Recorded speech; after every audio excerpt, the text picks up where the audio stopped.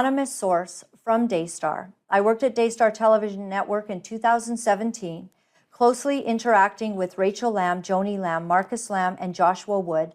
During my time there, I directly reported to Rachel Lamb, and I had the opportunity to observe their personalities and the inner workings of the network. Rachel Lamb at that time was heavily medicated on prescription pills.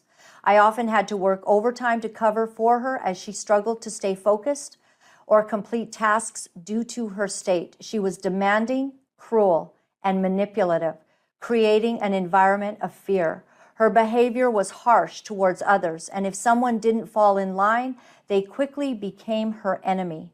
She seemed to have a particular animosity towards Jonathan, her brother, from the moment I met her, and likely even longer. She made it clear that she saw herself as the favorite child and made sure her siblings knew it. I witnessed the marketing and film departments react to her with fear. People would literally avoid her, closing doors or pretending to be busy if they heard her voice in the hallway. I saw how Rachel pushed herself to work relentlessly to prove to her father that she was the next in line to lead the network, despite her clear substance use and manipulative behavior. I personally experienced Rachel's cruelty when I requested not to fly back with the film crew on the private jet due to a pre-approved shoot in Colorado. She threatened my job over this request, and I was left to fly back on the jet with her, Joshua, Rose Howard, Rachel's close friend and senior producer for Joni's show, and the rest of the crew. Afterward, I had to rush to catch a commercial flight to fulfill my next assignment, and this was one of many instances where Rachel's temper and controlling attitude created a hostile and uncomfortable work environment. On another occasion, Rachel went to great lengths to impress me, even offering to show me houses in an attempt to make herself appear cool or relatable. Despite my recent arrival from LA, she bragged about her past drug use and even made inappropriate remarks about her sexual history. I found her persona fake and off-putting, and it made me uncomfortable to witness her boasting about such personal matters. The overall work culture was toxic. Most of the staff in the film and marketing departments regularly smoked weed and drank during lunch breaks.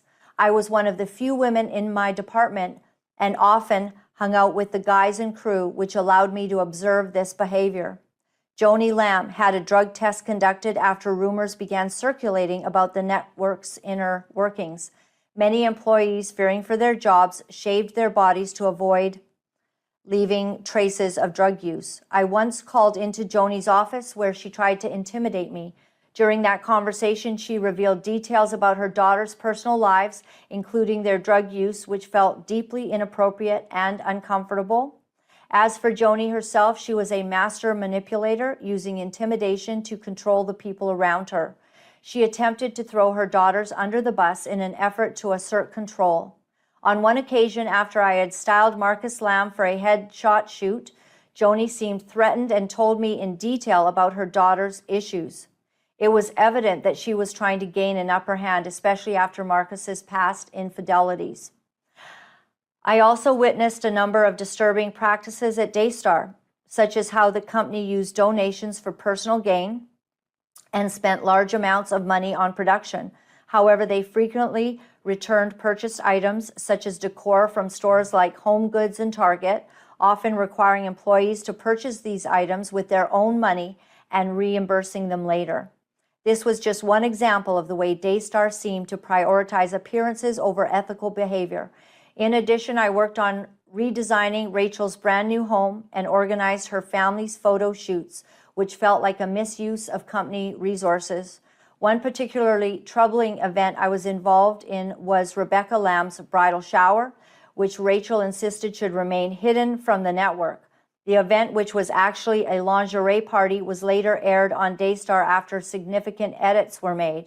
The entire event should have cost upwards of $200,000, but instead it was underwritten by vendors offering their services for free in exchange for exposure, a tactic that seemed to be used frequently. In contrast, Jonathan and Susie Lamb appeared to be more kind and quieter, often caught in the middle of the family's dysfunction.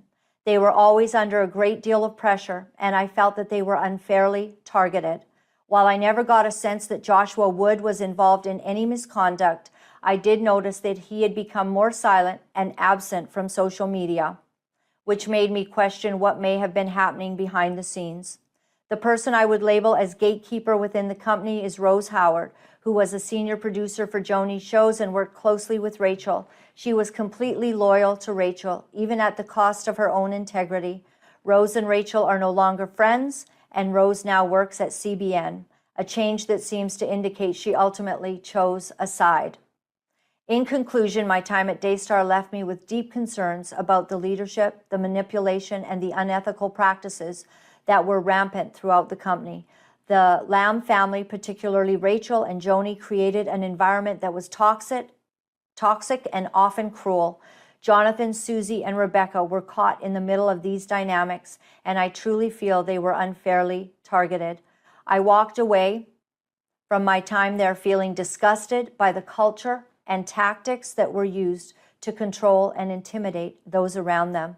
I have attached a few photos from my time there. I do have more to pull if needed. Thank you for your patience in getting this to you. Happy holidays. And this was her report. I want to say, leading into this, that the problem that we have is that the picture painted on Daystar of this family is not at all the picture behind the scenes. I actually have pages and pages from people reporting in their observance of how the Lamb family behaved. And one of the things that has come to light is that the pattern of lying has been a pattern that goes back many, many years. For example, I'd like to share with you the big lie that Joni and Marcus engaged in